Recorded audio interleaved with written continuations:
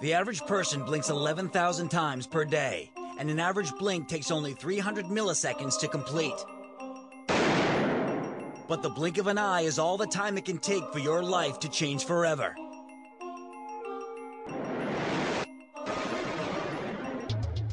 In the case of a gunshot wound, a bullet is a carrier of force, transferring destructive energy through the body. A bullet ripping through tissue can cut a cavity 30 times wider than the path it takes, causing secondary damage to the surrounding area. If a bone is hit, the fragments can turn into lethal projectiles. A bullet that exits the body doesn't have a chance to unleash as much energy, and therefore it usually does less damage depending on where you're hit. In the case of a knife wound, if you're slashed, the length of the wound is greater than the depth. Unless a blood vessel has been cut, this type of wound won't be as serious as when you're stabbed. Here, the cut depth is greater than the length, which means major internal damage if you've hit a vital organ or an artery. For either kind of wound, getting to an emergency room will improve your chance of survival. But don't drive yourself, call an ambulance. But it's what you do in the moments beforehand that can save your life.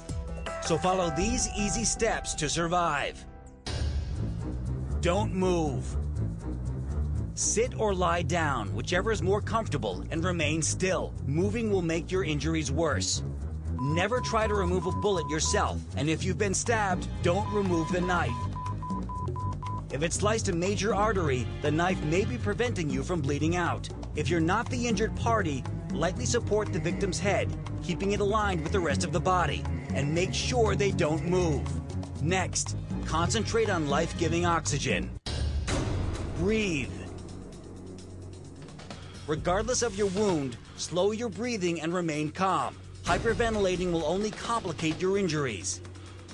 If you're not the injured party and the victim isn't breathing at all, pinch their nose, cover their mouth with yours, and blow. 2 seconds for each breath.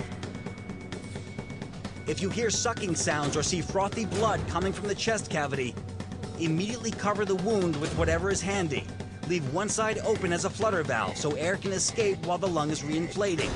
Once oxygen is flowing, it's time to control bleeding. Apply steady, direct pressure to the wound no less than 10 minutes, or until help arrives. If the wound is to a limb, elevate above the level of the heart. Now, prepare the wound for transport. For a bullet wound, pull the sides of the wound together and secure with tape.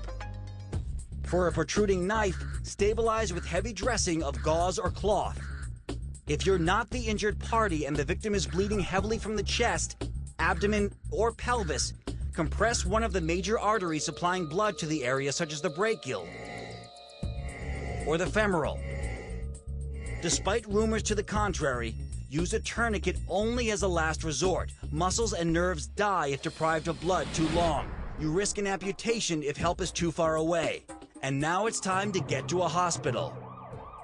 Then you can show off your scar and laugh in the face of danger because you've just survived. Remember, always seek medical attention for bullet or knife wounds and follow these easy steps to stay intact.